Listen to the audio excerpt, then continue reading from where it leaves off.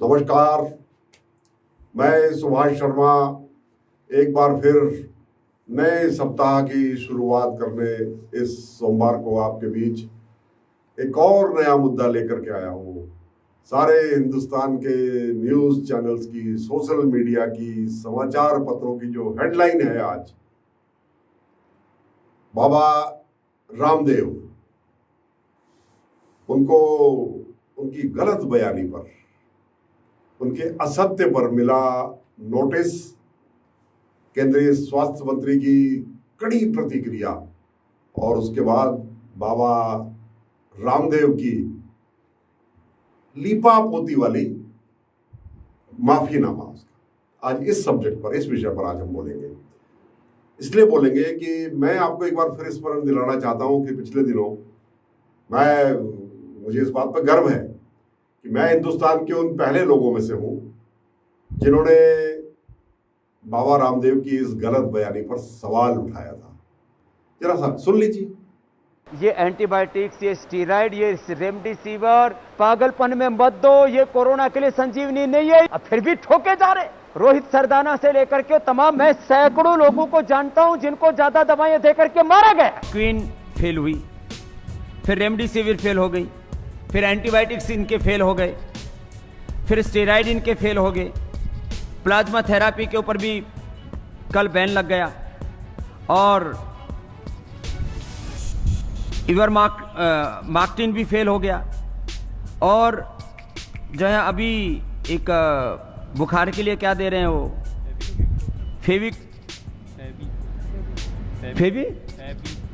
फेवी flu, वो भी fail है। देखा आपने क्या तेवर है बाबा रामदेव के। और ये आदमी 8वीं पास है, बस ये 8वीं पास आदमी पूरी दुनिया की मेडिकल साइंस को चुनौती दे रहा है। फिर क्या हुआ? फिर वही हुआ जो होना है।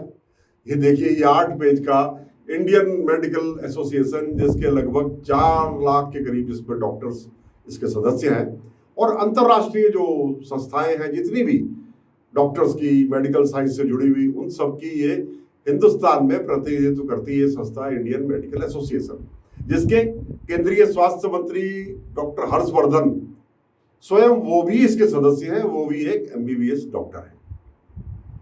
उसकी प्रतिक्रिया होनी थी। उन्होंने एक बड़ा स्ट्रांग नोटिस, मैंने इसको एक एक शब्द पढ़ा है, वो भेजा, और ये पेज नंबर 7 के आखिरी पैराग्राफ से पेज नंबर 8 के पहले पैराग्राफ तक, ये देखिए कितनी धाराओं में। अब बाबा रामदेव, कह रहा हूं, अभी भी संस्कार है, भगवा पहनने वालों का हम अनादर नहीं करते। इसमें गलत बयानी करने, लोगों में भ्रम फैलाने, मानहानि करने और महामारी एक्ट, डिसास्टर मैनेजमेंट एक्ट की धाराओं का भी उल्लंघन इस नोटिस में बताया गया है। और इस नोटिस का बड़ा स्ट्रांग एक उसका संज्ञान लिया हमारे हर्षवर्धन जी ने। मजबूरी थी उनकी, वरना डॉक्टर्स उनका विरोध कर देते, IMA से उनकी सदस्यता भी चली जाती। मैं जानता हूं उन्होंने बहुत भारी मन से किया, क्योंकि पिछले दिनों जो कुछ बाबा रामदेव ने झूठे सच्चे दावे किए, उसमें चुप रहकर डॉक्टर हर्षवर्धन जी, आपने भी मौनम स्वीकृति लक्षणम, अर्थात आपके बगल में खड़ा होकर एक आदमी दावे कर रहा है, गलत दावे, अप्रमाणित दावे, और आप स्वास्थ्य मंत्री होते हुए, और उस स्वास्थ्य मंत्री भी कोई बात नहीं, गडकरी जी भी थे उसमें, आप डॉक्टर हैं, आप IMA के सदस्य हैं डॉक्टर हर्षवर्धन जी, और आप चुपचाप बिना कैमरे से शक्ल मिलाए, आपके चेहरे से नजर आ रहा है कि जो कुछ बाबा कह रहे हैं वो आपका प्रयोग कर रहे हैं, लेकिन पता आप दबाव में हो।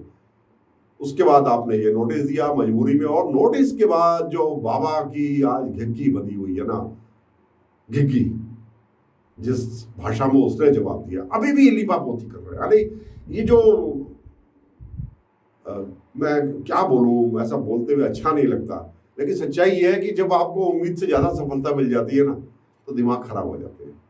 तो बाबा जी, ये जो हजारों करोड़ का साम्राज्य आपने भगवा पहन के कमाया है ना, ये इसी का नतीजा है कि आपकी ये जो माफी है, अगर किसी को ठेस पहुंची हो, किसी को क्या मतलब है, आप बोलिए कि हाँ मैंने पूरे doctor fraternity, medical science fraternity of the world, आपने उसकी मानहानि की है।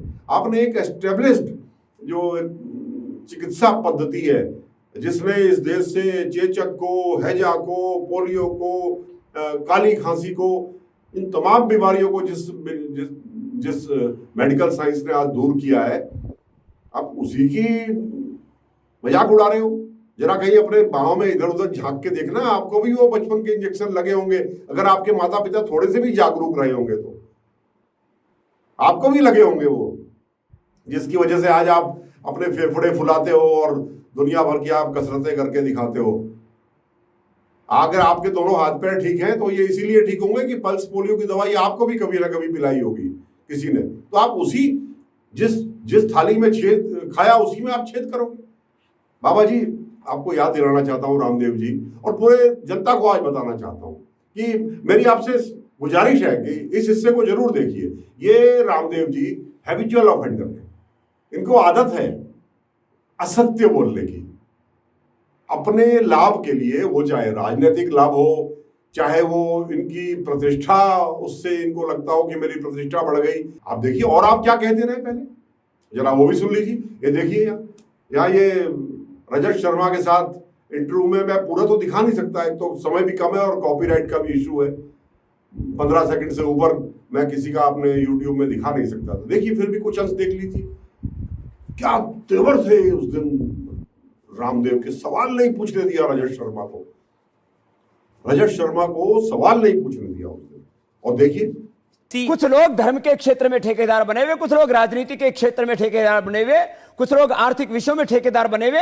जो मैं बात कह रहा हूं वो लॉजिकली, साइंटिफिकली, प्रैक्टिकली एकदम फिट है। यदि मैं कहीं गुनहगार हूं तो आप मुझसे प्रश्न पूछिए। अच्छा बच्चों, ये बताओ कि आपको 75-80 रुपए का पेट्रोल चाहिए कि 35 रुपए का? तो आपको जो 35 रुपए का पेट्रोल दिलाएगा उसको वोट दोगे या 75-80 दिलाने वाले को? सवाल आया तो पब्लिक से ही कह रहे हैं कि 35 रुपए 40 रुपए का तेल, कहां है वो तेल? आपने झूठा प्रचार करके कि तेल 30 रुपए 35 रुपए हो जाएगा, टैक्स, ट्रांजैक्शन टैक्स लग जाएगा, और अगर ये सब चाहिए तो बताओ किसको वोट दोगे, इसको कि उसको? और 30 रुपए 40 रुपए वाले को टैक्स देने का आपने आह्वान किया। तो ये गलत बयानी आपने तब भी की, और हमने उस वक्त आपको ये नोटिस नहीं दिए, वरना आपका हौसला इतना नहीं बढ़ता। आपको उस वक्त भी नोटिस दिए जाने चाहिए थे, कोई ना कोई संस्था आगे आती। मगर हमें लगा यार कि देश का माहौल ऐसे ही है, लोग परेशान हैं इस वक्त, और आप पूरी इकोनॉमिक्स को, पूरे आप जो मेडिकल साइंस है उसको, सबको आप चैलेंज कर रहे हो। और आपको ढंग से पता है कि तेल 30 रुपए 35 रुपए का है, इस पर बाकी टैक्सेस है, तो आपने झूठ बोल के वोट ले लिए और आज आप चुप बैठे हो, आज आप गन्नी काटते हो। तो आप पुराने हैबिचुअल हो आप ऐसा करने के। और आपको बता दूं कि वो जो जिस दिन आप सलवार पहन के दिल्ली से भागे थे ना, हमको अच्छा नहीं लगा था, मगर आज हमको लगता है कि उस दिन आपकी हिम्मत जवाब दे गई थी। आपकी आज अगर हिम्मत बढ़ी हुई है तो अपने आत्मबल से नहीं बढ़ी हुई। आपको जो केंद्र सरकार में आपके तमाम झूठ, असत्य, गलत दावे, झूठे दावे, जैसा आप कोरोनिल पे भी कर रहे हो, ये उस पर नजरअंदाज करने के लिए की वजह से आपके हौसले इतने बड़े हैं कि आज आप सत्य को भी आप झुटलाने लगे, सच्चाई को झुटलाने लगे। आप कोरोनिल को आप दवाई ये देखिए फिर। अच्छा, एक बात सुनिए, आप बार बार जब कंट्रोवर्सी उठती है, आप अपनी दवाई बेचने के लिए उसके आगे कोविड-19 क्यों लगा देते हो? क्या रिश्ता है आपकी इस दवाई से और कोविड-19 का? कोई रिश्ता नहीं है। आपकी ये दवाई, हम उस दवाई का सम्मान करते हैं, ये हमारी घर की ही चीजें हैं, हमारे पहाड़ों की चीजें, आपने इकट्ठा करके दे दिया, मगर ये कोविड की दवाई नहीं है। मैं भी आज आपके ऊपर उतनी चिल्ला करके बोलूंगा, ये कोविड-19 की दवाई नहीं है योगी जी। जिस तरह से आपने उस दिन सरदाना के लिए बोला था, ये इम्यूनिटी बढ़ाने की, जनरल इम्यूनिटी बढ़ाने की, इससे आमतौर पर इम्यूनिटी बढ़ती है, इससे सारी बीमारियों से थोड़ा शरीर को दूर रखा जाता है, उसकी ये उसकी खुराक है ये। अब इसको कोविड-19 आपने इसको किस हक से, किसने आपको परमिट किया कि आप इस दवाई के साथ में कोविड-19 लिखे? आप भ्रम फैला के इसको पूरी दुनिया में बेचना चाहते हैं। उस दवाई की मान्यता भी आपको नहीं मिली थी, आपने झूठ बोल के मंत्रियों को अपने प्रभाव से उपस्थित करा के उनके सामने अपने हाथ में ऐसे लेकर के आप दवाइयों को आप बेच रहे हो, यह आपत्तिजनक है।